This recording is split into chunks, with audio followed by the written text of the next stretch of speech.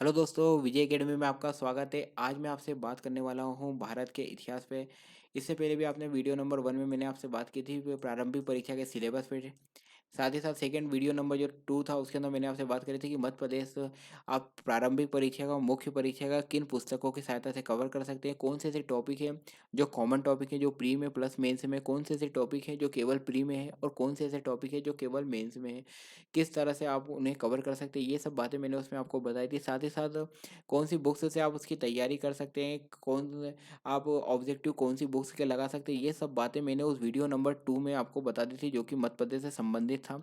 तो आज ये सीरीज का वीडियो नंबर 3 है जिसमें हम बात करेंगे इतिहास के बारे में बात करेंगे। इसमें हम प्रारंभिक परीक्षा में इतिहास का क्या सिलेबस है, मुख्य परीक्षा में क्या इतिहास का सिलेबस है, कौन सी बुक्स से आप इसे तैयार कर सकते हैं, ये सब हम आज के इस वीडियो में बात करने वाले हैं। तो चलिए हम बात करते हैं अब इस कि चलिए भारत के सिलेबस की, भारत का इतिहास की अगर हम बात करें तो देखिए यहाँ पर प्री में 4 पॉइंट में ही इतिहास को कवर करा है। लेकिन अगर आप इसे देखें तो ये पूरे पूरा इसमें इतिहास के जो 3 पार्ट होते हैं, चाहे वो प्राचीन इतिहास हो, चाहे मध्यकालीन इतिहास हो, चाहे आधुनिक भारत का इतिहास हो, तो ये सारे के सारा इतिहास जो यहाँ पर उन्होंने कहीं न कहीं शॉर्ट में बताया है। लेकिन जब आप इसी को मतलब डिटेल सिलेबस मेंस का देखेंगे तो आपको वहाँ पूरा मेंस में मिलेगा। तो अगर आप यहाँ पे भले ही आपको लग रहा होगा कि इतिहास का सिलेबस बहुत ही कंप्राइज़ है, लेकिन अल्टीमेटली आपको पूरा की पूरा ही इतिहास यहाँ पर पढ़ना है। तो चलिए अब बात कर लेते हैं इसके पॉइंट पे। देखिए पॉइंट 1 क्या बोलता है कि प्राचीन और मध्यकालीन भारत के इतिहास की प्रमुख विशेषताएँ क्या हैं, घटनाएँ एवं उनकी प्रशासनिक, सामाजिक एवं आर्थिक व्यवस्थाएँ। पॉइंट 2 बोलता है 19वीं और 20वीं शताब्दी में सामाजिक और धार्मिक आंदोलन, स्वतंत्रता संघर्ष एवं भारतीय राष्ट्रीय आंदोलन और स्वतंत्रता के पश्चात भारत में एकीकरण एवं पुनर्गठन। देखिए यहाँ पर अगर हम बात करें तो जो पॉइंट नंबर 1 बात करता है वो देखिए क्या बात करता है कि आपको जो भी प्राचीन इतिहास है साथ ही साथ जो मध्यकालीन है, ये दोनों के दोनों आपको इतिहास कवर करना है यहाँ पर। ठीक है। जो आपका पॉइंट नंबर 2 है देखिए ये आपको जो भी धार्मिक सुधार आंदोलन होते हैं, चाहे वो दयानंद सरस्वती का हो, चाहे फिर आपको जो भी अन्य व्यक्ति राजा राम मोहन राय, वे सभी आपको धार्मिक सुधार आंदोलन जितने भी हुए हैं वो आपको इस पॉइंट में कवर करना है।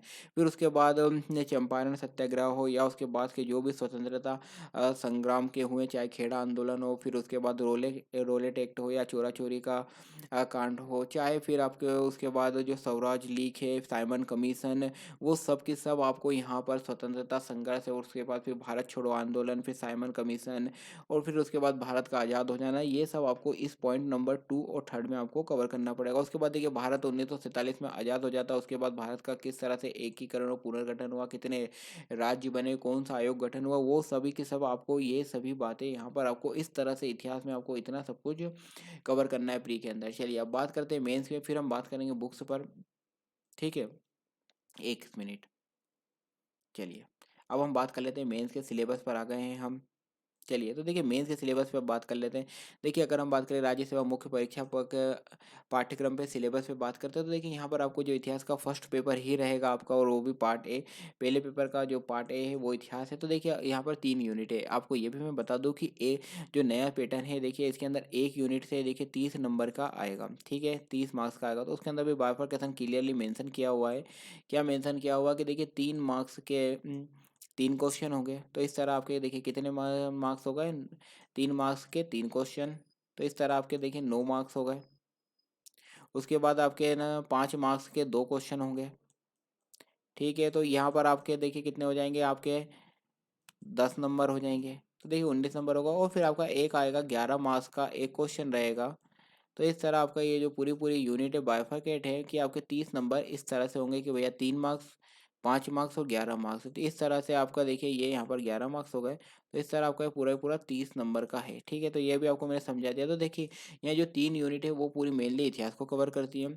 उसके बाद जो यूनिट 4 और यूनिट 5 है ये पूरे पूरे मध्य प्रदेश से संबंधित है। ठीक है, ये आपका एमपी है। ठीक है, तो ये भी मैंने आपको जब एमपी का सिलेबस बताया वीडियो नंबर 2, वहाँ पर पूरा इसको हमने डिस्क्राइब करा हुआ है कि किस तरह से आप इसे कवर कर सकते हैं। तो अगर आपको ये समझना हो तो यहाँ पर इस वीडियो में मैं आपसे यूनिट 4 और यूनिट 5 पे बात नहीं करूँगा। इसके लिए आप वीडियो इसी सीरीज का वीडियो नंबर 2 देखें। ये जो वीडियो आज इतिहास पे बात कर रहे हैं वीडियो नंबर 3 है। तो अगर आपने ये वीडियो नहीं देखा तो आप पहले इस वीडियो को देख लीजिए, उसके बाद इस वीडियो को देखिएगा, क्योंकि यहाँ पर मैं यूनिट 4 और यूनिट 5 पे बात नहीं कर रहा हूँ, यूनिट 1 2 3 पे बात करें। तो चलिए हम पहले सिलेबस पे बात करते हैं, फिर बात करेंगे बुक्स पे बात करेंगे। तो देखिए यूनिट 1 क्या बोलती है, भारतीय इतिहास। देखिए अब यहाँ पर क्या है कि भारत का राजनीतिक, आर्थिक, सामाजिक, सांस्कृतिक इतिहास, हड़प्पा सभ्यता से 10वीं शताब्दी तक का। तो देखिए वहाँ पर जो मैंने आपको प्राचीन इतिहास की बात की थी वो यहाँ पर देखिए प्राचीन इतिहास ही यूनिट 1 है। वहाँ पर मध्यकालीन लिखा था, तो यहाँ पर जो यूनिट 2 है वो पूरी-पूरी मध्यकालीन है। यहाँ पे देखिए 11वीं से 18वीं शताब्दी तक का राजनीतिक, आर्थिक, सामाजिक एवं सांस्कृतिक इतिहास है। मुगल शासक और उनका प्रशासन, मिश्रित संस्कृति का अभ्युदय और ब्रिटिश शासन का भारतीय अर्थव्यवस्था और समाज पे जो ब्रिटिश शासन आ गया था तो उसने जो भारत की अर्थव्यवस्था पे क्या प्रभाव डाला, साथ ही साथ समाज पे क्या प्रभाव डाला, ये आपको इसमें आपको पूरा की पूरा कवर करना है। ठीक है। उसके बाद देखिए यूनिट नंबर 3 पे बात कर लेते हैं, तो ब्रिटिश उपनिवेश के प्रति भारतीयों की क्या प्रतिक्रिया रही। जो ब्रिटिश उपनिवेश से उसकी भारतीयों के प्रति क्या प्रतिक्रिया हुई। फिर जो विद्रोह हुए, चाहे वो कृषक हुए हों चाहे आदिवासी हुए हों, यहाँ पे जैसे चाहे मुंडा विद्रोह हो वो आपको बहुत अच्छे से कवर करके चलना है, चाहे कृषक आंदोलन हुए वो आपको यहाँ कवर करना है। फिर देखिए 1857 की क्रांति है जो लिखा है, प्रथम स्वतंत्रता आंदोलन या संग्राम 1857 की क्रांति को आपको इसमें कवर करना है। फिर भारतीय पुनर्जागरण, ठीक है, तो इसमें राष्ट्रीय स्वतंत्रता आंदोलन एवं इसके नेतृत्व करता।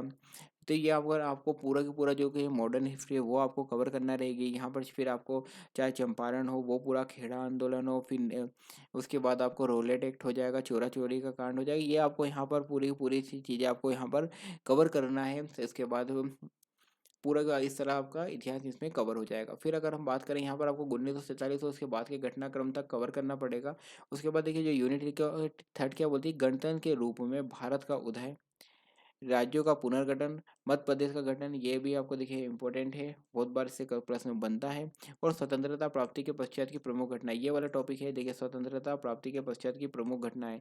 तो ये जो पॉइंट है इसके अंदर आपको क्या, जब भारत आज़ाद हो गया उसके बाद के जो भी मेजर इवेंट है आपको 10 से 20 ऐसी प्रमुख घटनाएं याद रख लेना है। चाहे फिर आप बात कर लें, चाहे 1962 का जो युद्ध था वो, चाहे 65 का या 71 का युद्ध हो गया, पंचवर्षीय योजना का उल्लेख कर सकते हैं आप।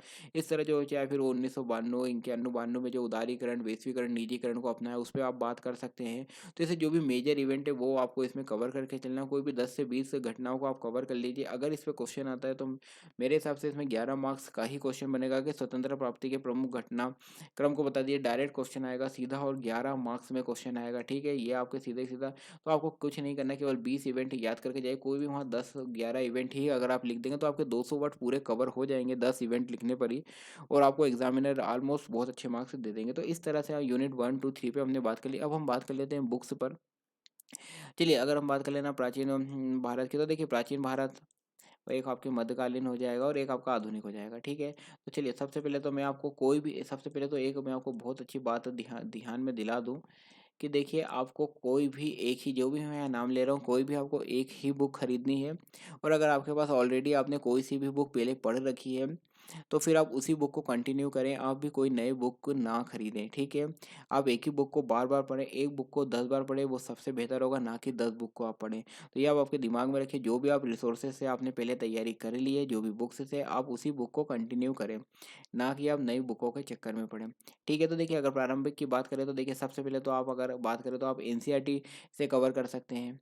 प्रारंभिक परीक्षा पे मैं बात कर रहा हूँ, या तो आप एनसीईआरटी से कवर कर लें, या फिर आप आर आर एस शर्मा की बुक आती है उससे कवर कर सकते हैं आप, या आप बर्नबाल की एनसीईआरटी फॉर्म आती है वो बुक से कवर कर सकते हैं आप, या आप दृष्टि के नोट्स से कवर कर सकते हैं, या आप निर्माण के नोट्स से कवर कर सकते हैं, या आप आकार के नोट्स से कवर कर सकते हैं। कोई भी एक मटेरियल, कोई भी एक बुक को आप या नोट्स को ले आइए और उससे आप आपका प्राचीन इतिहास कवर कर लीजिएगा। ठीक है, यही बात में अब अगर आप पूछे मध्यकालीन के लिए, तो मध्यकालीन के लिए देखिए आप एनसीईआरटी बुक से कवर कर सकते हैं। जैसे यहाँ पर मैंने आपको आर एस शर्मा की बुक बताई थी, यहाँ पर सतीश चंद्र की बुक आती है वो आप ले सकते हैं। उसके बाद अगर आप लेते हैं एनसीईआरटी का जो इतिहास का एनसीईआरटी फॉर्म आता है बर्नवाल का, वो आप ले सकते हैं, या आप निर्माण के बुक्स नोट्स से, या जो निर्माण की बुकलेट है उससे कवर कर सकते हैं, या आप आकार के नोट्स से कवर कर सकते हैं। ठीक है, तो आपका मध्यकालीन का एरिया कवर हो जाएगा। फिर आधुनिक पे अगर बात करें तो देखिए आधुनिक के लिए में स्पेक्ट्रम अच्छी बुक है वो आप कवर कर सकते हैं, या आप निर्माण की आईएएस की बुकलेट से कवर कर सकते हैं, या आप एनसीईआरटी से कवर कर सकते हैं, या आप बर्नवाल का जो एनसीईआरटी फॉर्म आता है उस बुक से कवर कर सकते हैं, या आप आकार आईएएस के नोट्स से कवर कर सकते हैं। तो इस तरह आप किसी भी एक मटेरियल से, मैं बार बार एक बात यहाँ पर आपको ध्यान में, कोई भी एक बुक या तो आपने जो पहले पढ़ रखी है उसी बुक को कंटिन्यू करें। आप केवल एक बुक, कोई सी भी एक बुक से आप तैयारी करें, आपका तैयारी अच्छे से हो जाएगी और आपके जो भी प्रश्न एग्जाम में पूछे जाएंगे वे आपसे बन जाएंगे। आप रिसोर्सेज के लिए बिल्कुल भी ना भटकें, ठीक है। आपने अगर कोई सी बुक पढ़ ली और भले ही मैंने इसका नाम नहीं भी बोला हो तो भी आप इसे कवर कर सकते हैं। आप अपनी ही बुक कंटिन्यू रखें, और अगर आपने अभी तक बुक नहीं ली हो तो कोई सी भी एक जो आपको सूटेबल लगे वो आप ले सकते हो, ठीक है। फिर अगर आप बात करें तो आपको देखिए, एक बार और मैं नाम बोल देता हूँ इसका मुख्य नाम से। देखिए, आप आर एस शर्मा की ले सकते हैं, आप सतीश चंद्रा की ले सकते हैं, ये स्पेक्ट्रम ले सकते हैं, ठीक है। आप एनसीईआरटी की बुक्स से तैयारी कर सकते हैं, या आप बर्नबाल का एनसीईआरटी फॉर्म आती है वो बुक से आप तैयारी कर सकते हैं, या आप निर्माण आईएएस की बुकलेट ले सकते हैं, या आप आकार के नोट से ले सकते हैं, ठीक है। फिर भी कोई डाउट हो तो कमेंट करके पूछ लीजिएगा। अब हम बात कर लेते हैं, ये तो आपको देखिए पूरा पूरा मेंस का हो गया। तो आपको देखो प्री में भी ऑलमोस्ट जो सिलेबस है वो सेम है। तो आपको फिर क्या करना है, आपको इन्हीं जो भी आप इस तरह मेंस के लिए बुक पढ़ेंगे, चाहे प्राचीन के लिए, चाहे मध्यकालीन के लिए, आधुनिक के लिए, वही की वही बुक को आप रिवाइज करके प्री के लिए जाएंगे। केवल आपको ऐड करना है, तो क्या ऐड करना है आपको, इसके अंदर दो बुकें मैं आपको बता दे रहा हूँ। एक तो आप लूसेंट जो सामान्य ज्ञान की पुस्तक आप पढ़ते हैं वो आपको यहाँ पूरी देखिए लगभग 58-60 पेज ही आपको पढ़ना है, वो आप लूसेंट के अच्छे से पढ़ लीजिए। वहाँ से भी कई बार डायरेक्ट क्वेश्चन आ जाता है, तो आपको लूसेंट तो मस्ट है, जो आपको कवर करके जाना ही जाना है। फिर एक और मैं आपको बुक बता रहा हूँ, यहाँ घटना चक्र है। घटना चक्र जो इलाहाबाद प्रकाशन की बुक आती है, ये आपको करके जाना है। इसके अंदर आपको देखिए क्या मिलेंगे, ऑब्जेक्टिव मिलेंगे, ये आपको ऑब्जेक्टिव मिलेंगे, ये आपके लिए बहुत ही अच्छी बुक है। तो आपको जो प्री के अंदर ऑब्जेक्टिव की प्रैक्टिस है वो आप इस इलाहाबाद प्रकाशन की घटना चक्र से सॉल्व कर लीजिए। साथ ही साथ इसके अंदर एक और देखिए दो डाउट आते हैं इसके अंदर, जो स्टूडेंट काफ़ी पूछते हैं कि सर घटना चक्र की जो बुक है इसमें बहुत ज़्यादा एमसीक्यू में बहुत ज़्यादा टाइम ले जाती है, तो क्या इतने सॉल्व एमसीक्यू करें। जैसे अगर आपने सिंधु सभ्यता देखी हो तो उसमें लगभग आपको 73-74 एमसीक्यू मिल जाएंगे। वहीं आप वैदिक सभ्यता की बात करें तो आपको लगभग 93 एमसीक्यू के आसपास मिल जाते हैं। तो इस तरह इतने एमसीक्यू सॉल्व करने की आवश्यकता है। तो देखिए मैं आपको एक बात बता दूं कि देखिए अगर आप 70-90 एमसीक्यू अगर एक ही टॉपिक पे सॉल्व कर लीजिए तो कहीं ना कहीं आपकी उस टॉपिक पे बहुत अच्छी ग्रिप हो जाती है, पहली बात। दूसरा, अगर आपने घटना चक्र सॉल्व करी होगी, अगर नहीं की हो तो आप करना। तो देखिए कुछ क्वेश्चन ऐसे होते हैं जो रिपीटेटिव होते हैं, तो वो आपके बहुत जल्दी सॉल्व हो जाते हैं, मतलब। तो इसलिए आपका वो ज़्यादा टाइम नहीं लेगी। आप पेशेंस के साथ धैर्य रखें और आप उसे कंटिन्यू करें, सॉल्व करें, आपकी सब्जेक्ट पे बहुत ही अच्छी ग्रिप हो जाएगी। तो आपको रही बात टाइम की, तो टाइम नहीं लगेगा बहुत ज़्यादा।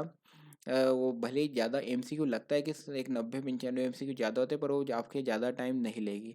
तो ये आपका एक तो ज़्यादा टाइम नहीं लेगी, फर्स्ट डाउट आपका क्लियर कर दिया। सेकंड एक और डाउट होता है उसमें, एक आगे रिवीजन, हर टॉपिक पे रिवीजन नोट्स रहते हैं घटना चक्र में, ठीक है। तो अब सबको का कहना है कि क्या सर ये बुक पढ़ ली हमने, उसके बाद लूसेंट भी पढ़ ली, तो उसके बाद भी क्या ये रिवीजन नोट्स पढ़ने चाहिए या नहीं, कि केवल एमसीक्यू लगा लेना चाहिए। तो देखिए मैं आपको यहाँ पे एक ही बात बोलूँगा कि आपको एक बार उसके नोट्स को रीड कर लेना चाहिए, जो इसके रिवीजन नोट्स हैं उसमें। फिर आपने जो भी आपकी जो यहाँ पर बुक कवर करी है आपने, चाहे आपने लूसेंट कवर करी हो, उसके बाद अगर कोई भी नया फैक्ट आपको इसके रिवीजन नोट्स में मिलता है तो आपको उसी बुक में वहीं की वहीं उसे अंडरलाइन कर लेना है। बहुत ही कम ऐसे फैक्ट आपको मिलेंगे, अगर आप जब आप इसे कवर कर लेंगे, इन बुक्स को लूसेंट को कवर कर लेंगे तो बहुत ही कम फैक्ट आपको मिलेंगे, कोई बहुत ज़्यादा नहीं मिलेंगे। तो आपको केवल उन्हें अंडरलाइन कर लेना है, जो भी बहुत रिलेवेंट फैक्ट है, जो जिनकी पूछे जाने की संभावना है, वो आप उसे अंडरलाइन कर लीजिए और बाकी आप इसके सारे एमसीक्यू सॉल्व कर लीजिए।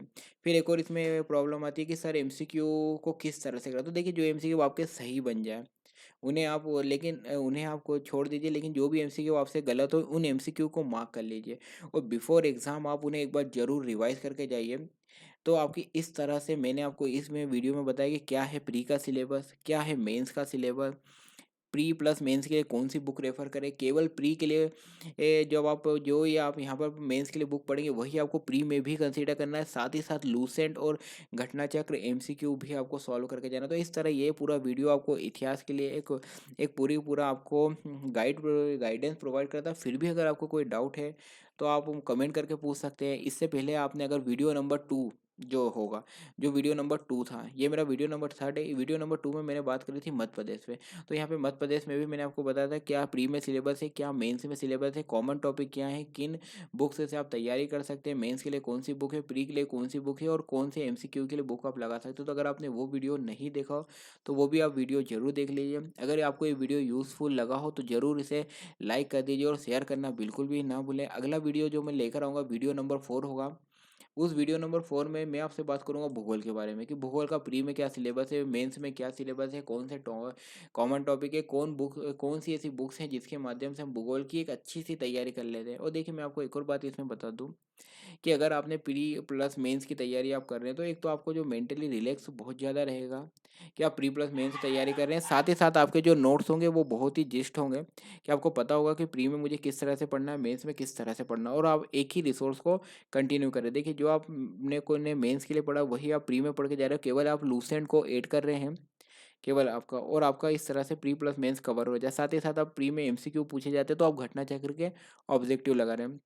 तो ये आपकी जो तैयारी को पूरी पूरी इंटीग्रेटेड अप्रोच में मैं आपसे बात कर रहा हूँ। फिर भी कोई डाउट हो तो आप बिल्कुल कमेंट करके पूछ सकते हैं। आज के इस वीडियो में इतना ही था। चलिए विजय एकेडमी के साथ बने रहने के लिए धन्यवाद।